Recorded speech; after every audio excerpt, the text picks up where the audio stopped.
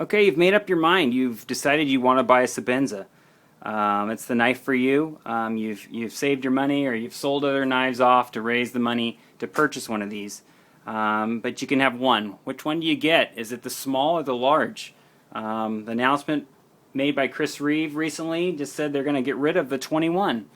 And you like the bushing system, the pivot bushing on the 21. So what do? You make the plunge now before it's gone, just to have a classic that's been around for many years, that has worked, that people have loved. So what's it going to be, large or small? What are you gonna decide on? Well, they both have their advantages. They're both great knives. I think the large. I think from reading the forums and hearing people talk on YouTube, people tend to gravitate towards the large. Why is that? Well, maybe it fits a little better in the hand. Okay, maybe it's just a big knife and people like to go large. Our society likes everything large. Our French fries, our hamburgers, our sodas. Maybe it's just something that goes along with that. Maybe you think you get more for your money with a large knife. Maybe it's just cooler. I don't know. It is a cool knife, and it does fit well in the hand. But maybe you can't always carry a large knife. Maybe pulling out a large Sebenza is going to draw attention to yourself, and you don't want that. There are knives that will draw more attention than the large Sebenza, but still, you pop this thing out of your pocket and open it up in public, people are going to look. And so maybe you don't want that. Maybe you want something a little smaller that's going to be a little more discreet, and you can get the job done and not draw a lot of attention to yourself. Maybe you work in a public setting where people are more sensitive to knives, and this is just something that is by far a little less intimidating than something larger. But the small Sebenza packs quite a punch, I might add. I mean, if you look at it, let's take a look at the one thing that stands out to me is the tip strength. The tip on the large Sebenza, or excuse me, the small Sebenza, is a lot more robust than the large. You have the same thickness of blades, but the tip strength is going to be stronger than the large, in my opinion. But that's what I like about the small Sebenza. They don't compromise on the thickness. The thickness on both of these knives are exactly the same. But you do definitely get a smaller package. The cutting length is still a large knife. I mean, the small Sebenza is not a slouch. You're getting a lot of cutting area. In fact, I've seen some YouTube videos that compare it to the SNG, and the small Sebenza hangs in there with the SNG quite fine as far as usable cutting edge. So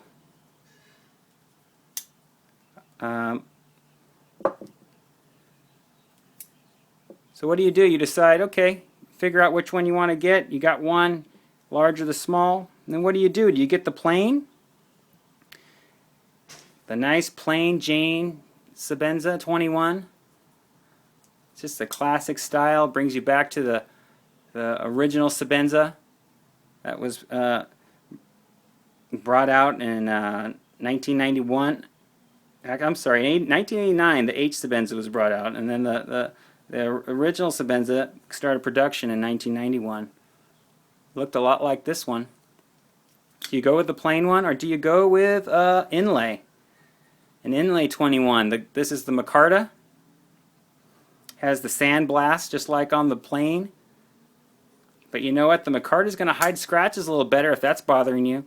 These panels here will deflect the scratches, and you're going to get a little bit up here of wear, but it's not bad at all. So if that's a concern of yours, this micarta inlay is quite nice.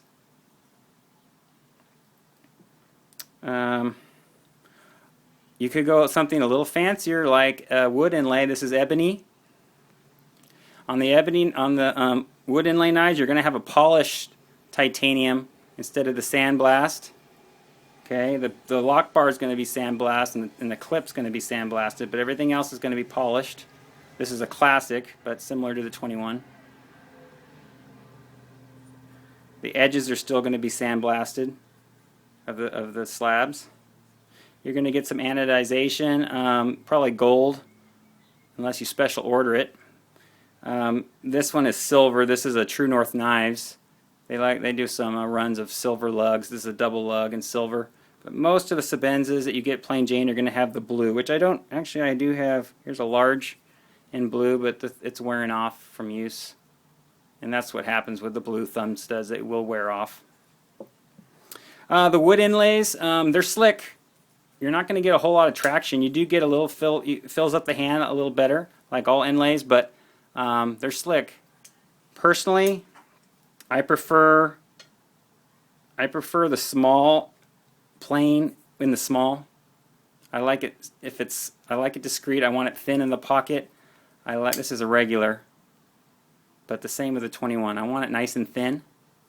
I think it works better with the small. In the large, I prefer the inlay. And if you're going to use it, if this is going to be a user knife, which if you're going to have one, personally, I would pick the micarta. It just gives so much more grip, wet or dry. I like the sandblast on here instead of the polished tie. It just wears really nicely. You just get a really nice worn look after a while. This is a knife that just ages beautifully. More so, in my opinion, than the plain. But I just think this is a great knife, which I know I share that thought with other people. It's just a popular inlay, and but the woods are nice too, and the woods will hold up. They will hold up fine. So if you want something a little different, you don't mind the polished blade. They're going to be polished unless you special order it. Let me show you. This is a special order. It has a stonewash blade. This is African blackwood, which is very similar to ebony, as you can see. It's hard to see. I don't know if you can tell, but they're very dark. But this was special ordered, 2 thumb studs with the stonewash blade. So you can get that done if you order it directly from the factory. But if you're going to get it from a dealer, you're going to have the polished blade and with the wood inlays. So here's one for you. What do you think of this? Little mammoth bark. Beautiful. There's something about the inlays that are nice. If you want something special, something different, you pull this one out of your pocket, you're going to get looks. Whether you want that or not, I don't know, but it's definitely cool to share with your knife buddies.